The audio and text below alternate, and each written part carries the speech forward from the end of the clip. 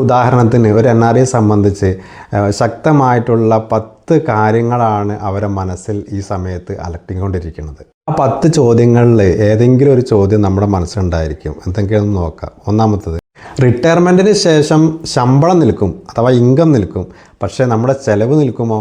അതിനുള്ള സൊല്യൂഷനാണ് ഇവിടെ പറയുന്നത്. NRI ആയിരിക്കുമ്പോൾ വരുമാനമുണ്ട്, പക്ഷേ നാട്ടിലേക്ക് മടങ്ങിയാൽ വരുമാനം എവിടെ നിന്ന്? അതൊരു ചോദ്യമാണ്. അതിനുള്ള സൊല്യൂഷനാണ് ഇവിടെ. 3, മകളുടെ വിവാഹത്തിന് സ്വർണം മാത്രം മതിയോ? അവരുടെ ഭാവിയിലേക്കുള്ള സാമ്പത്തിക സുരക്ഷയും ഒരു സ്ഥിര വരുമാനവും വേണ്ടേ? അതിനുള്ള സൊല്യൂഷനാണിത്. അത് ഡീറ്റെയിൽ ആയിട്ട് നമുക്ക് പറയാം. 4, ഇന്ന് ജോലിയുണ്ട്, 55-60 വയസ്സിന് ശേഷം ആരാണ് ശമ്പളം വരുമാനം തരുന്നത്?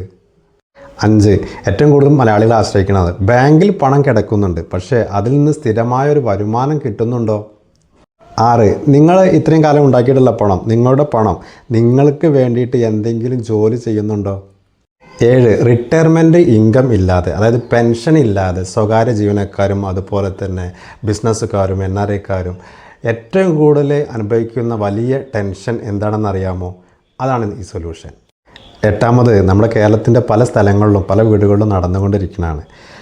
കുട്ടികൾ വിദേശത്തായിട്ടുണ്ടെങ്കിൽ രക്ഷിതാക്കൾ വാർത്തക കാലത്ത് സാമ്പത്തിക സുരക്ഷ എങ്ങനെ ഉറപ്പാക്കും? അതിനുള്ള സൊല്യൂഷനാണ് ഇത്.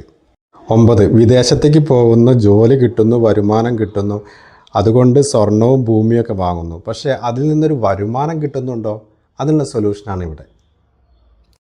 അടുത്ത 10ാമത്തെ ചോദ്യം, ഇന്നത്തെ വരുമാനം നാളത്തെ സമാധാനം ഉറപ്പുണ്ടോ?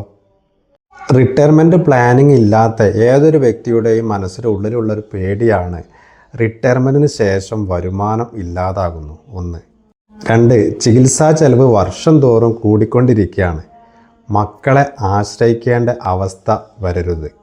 4, ഇന്ന് ജീവിച്ചതുപോലെ തന്നെ ജീവിതശൈലി കുറയ്ക്കാതെ അന്ന് ഒരു സ്ഥിര വരുമാനം വേണം, എങ്കിലാണ് ഇന്നത്തതുപോലെ ജീവിക്കാനായിട്ട് അന്ന് സാധിക്കുകയുള്ളൂ. പിന്നെ NRIസിനെ സംബന്ധിച്ച് വിദേശത്ത് ജോലി സ്ഥിരമല്ല, നാട്ടിലേക്ക് മടങ്ങിയാൽ വരുമാന സ്രോതസ്സ് കുറയാം, അപ്പോൾ കുടുംബത്തിൻ്റെ സാമ്പത്തിക സുരക്ഷയ്ക്ക് വേണ്ടിയിട്ടുള്ള വരുമാനത്തിന് വേണ്ടിയിട്ടുള്ള വഴി കണ്ടെത്തണം.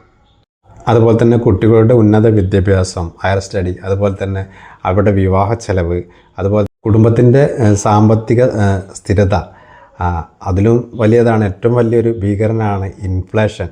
അതായത് ഇന്ന് വാങ്ങിക്കുന്ന സാധനത്തിന് 5 കൊല്ലം കഴിയുമ്പോൾ ഇന്നത്തെ വിലയ്ക്ക് കിട്ടില്ല. അതിനെ മറികടക്കാൻ പറ്റുന്നതായിരിക്കണം.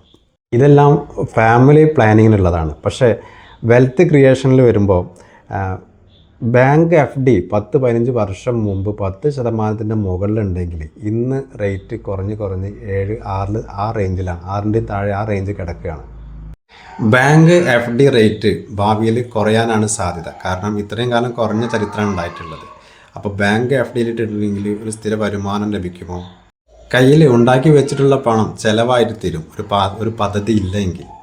ഈ പറഞ്ഞ കാര്യങ്ങളെല്ലാം കോർത്തിണക്കൊണ്ട് പറയുകയാണെങ്കിൽ ഏതൊരു വ്യക്തിക്കും ഇന്നത്തെ കാലത്ത് പെൻഷൻ, റിട്ടയർമെൻറ്റിന് ശേഷം ഒരു സ്ഥിര വരുമാനം ആവശ്യമാണ്, അത്യാവശ്യമാണ്. ആവശ്യമില്ല, അത്യാവശ്യമാണ്. അതായത് സാധാരണ നിങ്ങൾ പറഞ്ഞ സമയത്ത് എനിക്ക് ഗവൺമെൻറ്റിൻ്റെ പെൻഷനുണ്ട്, ആ പെൻഷനുണ്ട്, ഈ പെൻഷനുണ്ട്, അടൽ പെൻഷനുണ്ട്. ഇപ്പോൾ ഒരു ഉദാഹരണത്തിന് ഇപ്പോൾ അടൽ പെൻഷനൊക്കെ ആണെങ്കിൽ 5000 റുപ്യാണ് അന്ന് കിട്ടുക. 5000 റുപ്യ ചായ കുടിക്കാൻ പോലും തയ്ക്കില്ല. അപ്പോൾ ഇന്ന് നമ്മൾക്ക് ഒരു മാസത്തിൽ കുടുംബം മുന്നോട്ട് പോകണമെന്നുണ്ടെങ്കിൽ പലർക്കും പല രീതിയിലായിരിക്കും അവരുടെ ജീവിത ചിലവുകൾ. ചിലപ്പോൾ 25,000 കൊണ്ട് തീരും, 50,000 വേണ്ടി വരും, ഓരോരുത്തർക്കും ഓരോ രീതിയിലാണ്. അപ്പോൾ എത്രയാണോ അതുപോലെ ഇന്ന് കിട്ടുന്ന പോലെ ഒരു ഇൻകം ഉണ്ടെങ്കിലാണ് അവർക്ക് ഈ കുടുംബം മുന്നോട്ട് കൊണ്ടുപോകാൻ പറ്റുള്ളൂ. അപ്പോൾ അതിന് വേണ്ടിയിട്ട് അന്ന് ഒരു വരുമാനം ഇന്ന് കിട്ടുന്ന പോലെ സ്ഥിര വരുമാനം ഉണ്ടാവാനുള്ള ഒരു പദ്ധതി ആസൂത്രണം ചെയ്തിട്ടുണ്ടെങ്കിൽ അവരുടെ ജീവിതം സക്സസ്ഫുള്ളായിരിക്കും. അതായത് അവർക്ക് ഹാപ്പി ആയിരിക്കും. ഇന്നത്തെ എല്ലാ സന്തോഷവും ഫ്രീഡും അവർക്ക് അന്ന് കിട്ടും. അതിന് പറ്റുന്ന ഇന്ന് ഇന്ത്യയിൽ കിട്ടാവുന്നതിൽ വെച്ച് ഏറ്റവും ബെസ്റ്റ് ലോങ് ടൈമിന്, അതായത് 30 വർഷമാണ് മാക്സിമം. 30 വർഷത്തേക്ക് ഇന്ന് പറയുന്ന തുക ഗ്യാരണ്ടി ആയിട്ട് എഴുതി പ്രിൻ്റ് അടിച്ച് FD പോലെ പ്രിൻ്റ് അടിച്ച് കൊടുക്കുന്ന ഏക പദ്ധതിയാണ്. ഇനി ഈ പദ്ധതി എടുക്കുന്നതിന് മുമ്പ് അറിഞ്ഞിരിക്കേണ്ട 10 കാര്യങ്ങൾ. ഒരു NRIയെ സംബന്ധിച്ച് ഈ പദ്ധതി പരിഗണിക്കാവുന്ന 10 ഗുണങ്ങൾ, അതിൻ്റെ ഗഹനവും ആഴത്തിലുമുള്ള വിശദമായിട്ടുള്ള കാര്യങ്ങൾ നമുക്ക് മനസ്സിലാക്കാം.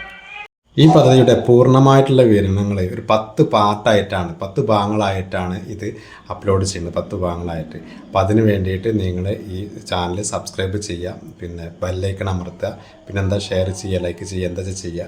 ഞാൻ അതിന് വേണ്ടിയിട്ടൊന്നുമല്ല, കാരണം ഇതൊരു അവയർനെസ് പ്രോഗ്രാമാണ്. കാരണം ഇവിടെ ഇടുന്ന ഈ വീഡിയോസ് കൃത്യസമയത്ത് നിങ്ങളിലേക്ക് എത്തണമെങ്കിൽ ഈ കാര്യം ചെയ്യുകയാണെങ്കിൽ നിങ്ങളിലേക്ക് എത്തും.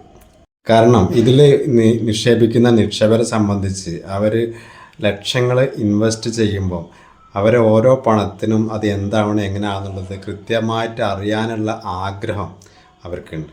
അത് അവർക്ക് വേണ്ടിയിട്ടാണ്, അല്ലാതെ ഇതൊരു എൻ്റർടൈൻമെൻറ്റ് വീഡിയോ അല്ല. അത് അത്രയും ലക്ഷങ്ങൾ മുടക്കുന്ന ആൾക്ക് അതിനാവശ്യക്കാരുണ്ട്, അവർക്ക് വേണ്ടിയിട്ടാണ് ഇത്രയും ഗഹനമായിട്ട് വിശദമായിട്ട് ഈ വീഡിയോയിൽ കൂടെ ഈ പദ്ധതിനെ പറ്റി പറയുന്നത്. അടുത്ത എപ്പിസോഡിൽ ഈ പദ്ധതിയുടെ മറ്റൊരു പ്രധാന വശം നമുക്ക് വിശദമായിട്ട് നോക്കാം. നിങ്ങൾ ഒരു NRI ആണോ, അല്ലെങ്കിൽ റിട്ടയർമെൻറ്റിന് ശേഷമുള്ള സാമ്പത്തിക ജീവിതം മുൻകൂട്ടി പ്ലാൻ ചെയ്യാൻ ആഗ്രഹിക്കുന്നുണ്ടോ? വ്യക്തിഗത മാർഗനിർദ്ദേശങ്ങൾക്കായി ഇപ്പോൾ തന്നെ വാട്സപ്പിൽ കോൺടാക്റ്റ് ചെയ്യാവുന്നതാണ്. Okay, thank you.